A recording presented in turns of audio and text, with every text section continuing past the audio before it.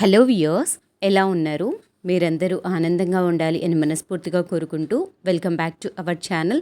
నేను మీ ఆంధ్ర అమ్మాయి నిర్మల. ఇవాళ వీడియోలో మన వ్యూయర్స్ అందరికీ వరలక్ష్మి వ్రతం అయితే రాబోతుంది కదా. అయితే వరలక్ష్మి వ్రతం ముందు రోజు 2 రోజుల ముందుగా మనం ఎలాంటి ఏర్పాట్లు చేసుకుంటే వరలక్ష్మి వ్రతాన్ని బ్రహ్మముహూర్త సమయంలో హ్యాపీగా చేసుకోవచ్చు ఇవాళ వీడియోలో షేర్ చేస్తాను. ముందుగా అయితే ఇవి అన్నీ కూడా పూజా సామాగ్రి.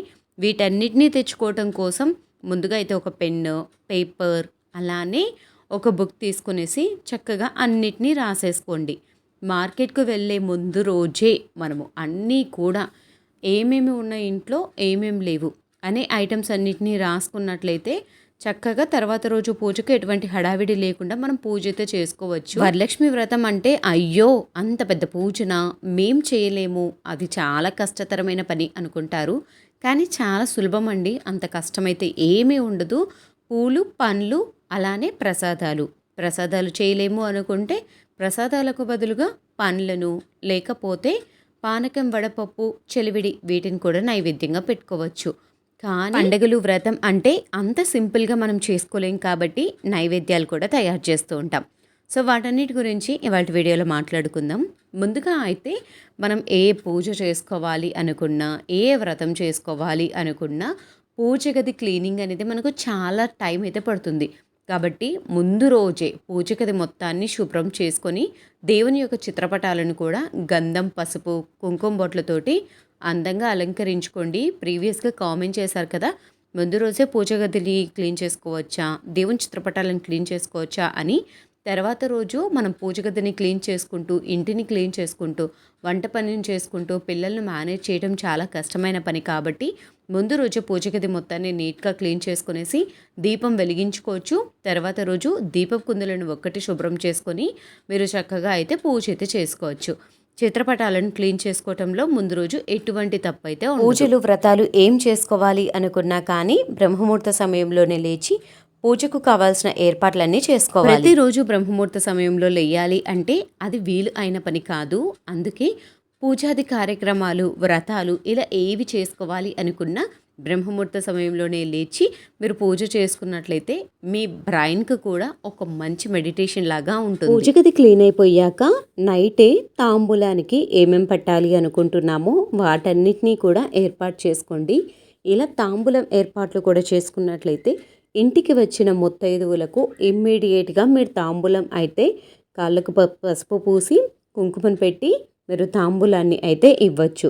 ఈ తాంబూలాన్ని ఎలా చేయాలి ఏంటి అనేది మీకు ఆల్రెడీ షార్ట్ వీడియోస్లో పోస్ట్ చేశాను, ఒకసారి చెక్ చేయండి. ఇక చూపిస్తున్నవన్నీ కూడా వరలక్ష్మి వ్రత పూజకు కావాల్సిన పూజా ఐటమ్స్ అన్నిటినీ ఎలా ఉపయోగించాలి, దేనికి ఉపయోగించుకోవాలి అనే విషయాన్ని ఇవాళ వీడియోలో షేర్ చేస్తాను.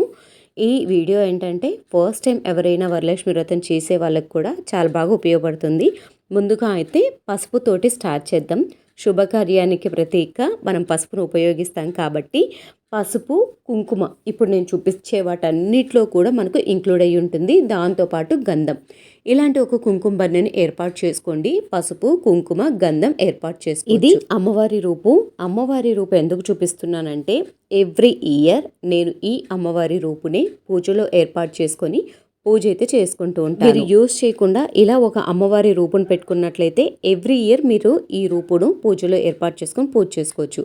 రూపు లేకపోతే పసుపు కొమ్మును ఉపయోగించవచ్చు. అలా తెలుపు రంగు దారాన్ని కానీ ఉలన్ థ్రెడ్ కానీ అమ్మవారికి నిండుగా తాంబూలం ఏర్పాటు చేసుకోవటం కోసం చీర, రవిక ముక్క, 3 ఆకులు, వక్క, గాజులు, పూలు, పండ్లు, ఖర్జూరాలు అయితే ఏర్పాటు చేసుకోవాలి. వీటితో పాటు వచ్చే ప్రతి ముత్తైదు కానీ అమ్మవారికి కూడా మనము పసుపు, కుంకుమ, గంధం అయితే ఏర్పాటు చేసి పెట్టుకోవాలి. ఇంటికి వచ్చే ముత్తైదువులకు బ్లౌజ్ పీసెస్ ఇవ్వాలి అనుకుంటే బ్లౌజ్ పీసెస్ కూడా ఏర్పాటు చేసుకోండి. ఇంటికి వచ్చే ముత్తైదువులందరికీ కూడా గాజులు ఇవ్వాలి కదా, అందుకోసమే గాజులు ఇలా అయితే తెచ్చి సిద్ధం చేసి పెట్టుకోండి. ఆకులు, పూలు అమ్మవారికి ఎన్ని కావాలో అన్ని, చిత్రపటానికి కావాల్సినవి, విడిపూలు, కొబ్బరికాయలు, కలశానికి, వాయనానికి వీటన్నిటికీ కూడా పూలనైతే తెచ్చిపెట్టుకోండి. అలానే కలశం పెట్టుకోవడానికి ఒక కొబ్బరికాయ, అమ్మవారి దగ్గర కొట్టుకోవడానికి ఒక కొబ్బరికాయ, తోరాలు కట్టుకోవటం కోసం ఇలా పూల దండలను అయితే సిద్ధం చేసి పెట్టుకోండి. మామిడి ఆకులను కూడా తెచ్చి పెట్టుకోవాలి. ఇక్కడ నేను 2 కలశం చెంబులు చూపిస్తున్నా. ఒక కలశం చెంబులో నీటిని ఏర్పాటు చేసుకుంటాను, ఇంకో కలశాన్ని చెంబుగా ఏర్పాటు చేసుకుంటాను. ఒక వెండి గ్లాసును ఉద్దరిని పాత్రగా ఉపయోగించుకుంటాను. అలానే పూజకు కావాల్సిన కుందులు, ప్రసాదం బౌల్స్, పూజ గదిలో నేను ఏర్పాటు చేసుకోండి ప్రమిదలు. పూజ సామాగ్రి మొత్తానికి కూడా గంధం కుంకుమ బొట్లను ఏర్పాటు చేసుకోండి. దీనివల్ల మీకు టైం సేవ్ అవుతుంది. అగరబత్తులు, సాంబ్రాణి కప్స్, మ్యాచ్ బాక్స్, పూజకు మెయిన్ ఇంపార్టెంట్ మనకు గంటను కూడా ముందుగా అయితే సిద్ధం చేసి పెట్టు. హారతి ఇవ్వటానికి స్టాండ్ కూడా ఏర్పాటు చేసుకుంటాం కదా, హారతి ఇవ్వటానికి స్టాండ్ కూడా ఏర్పాటు చేసుకోండి.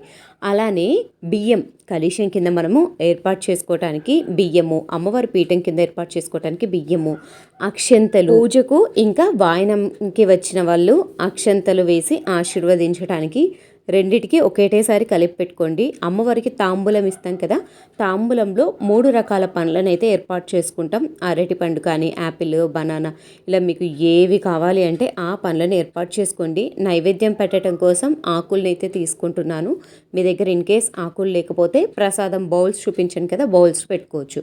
ఇవి అష్టోత్తరం ఫ్లవర్స్. ఈ ఫ్లవర్స్ మీ దగ్గర ఉంటే అష్టోత్తరాలు చదువుకోవడానికి ఫ్లవర్స్ని వీటిని ఉపయోగించుకోవచ్చు.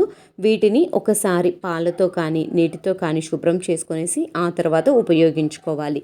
ప్రతి సంవత్సరం కూడా నేను అమ్మవారికి వరలక్ష్మి వ్రతానికి ఉపయోగించి మరలా వాటిని శుభ్రం చేసుకొని బీరువాలో అయితే పెట్టుకుంటాను. పూజ గది మొత్తాన్ని చూసారా, ఇలా అందంగా అలంకరించుకొని పూజ రేపు మార్నింగ్ లేచిన వెంబటే చేసుకునేటట్లుగా ఉండాలి. అలానే పూజ గది మొత్తంతో పాటు మన కిచెన్ కౌంటర్ టాప్ కూడా మొత్తాన్ని ఇలా నీట్గా శుభ్రం చేసుకొని వెజల్స్ ఏమీ లేకుండా క్లీన్ చేసుకోండి. నైవేద్యాలు ఏమైతే తయారు చేయాలి అనుకుంటున్నారో ఆ నైవేద్యాలన్నింటినీ ఒక లిస్ట్ రాసుకొనేసి నైవేద్యాలన్నింటినీ సోక్ చేసుకోండి. ఇక్కడ నేను చూపిస్తున్నవి బ్రౌన్ రైస్ కాబట్టి వీటిని 12 hours నానబెట్టుకోవాలి. అందుకే ముందు రోజు నానబెట్టేసి, వడలు చేయటం కోసం మినప్పప్పును నానబెట్టుకున్నాను. అలానే బూరెలు చేయటం కోసం శనగపప్పు, మినప్పప్పు, బియ్యము, వాయనానికి శనగలు ఇస్తూ ఉంటాం కదా, ఈ శనగలకు ఊరికే జస్ట్ ఇలా మూత పెట్టేస్తే మొలకలు. వరలక్ష్మి వ్రతం బుక్ ను కూడా పూజ సామాగ్రిలో ఇంక్లూడ్ చేసి పెట్టుకోండి. ఇలా వరలక్ష్మి వ్రతానికి ముందు రోజు మీరు ఏర్పాట్లు చేసుకున్నట్లయితే తర్వాత రోజు గంటన్నరలో మీరు పూజ మొత్తం చేసుకోవచ్చు. నేను ఏ పూజ చేయాలి అన్నా ముందు రోజే ఇలా ప్రీ ప్లానింగ్ అయితే చేసుకుంటా. అలానే హౌస్ క్లీనింగ్ కూడా నైట్ చేసుకుంటా. మార్నింగ్ ఫాస్ట్గా లేచి మోప్ పెట్టేసి. ఈ వీడియో మీకు నచ్చితే లైక్ చేయండి, షేర్ చేయండి, సబ్స్క్రైబ్ చేయటం మర్చిపోద్దు.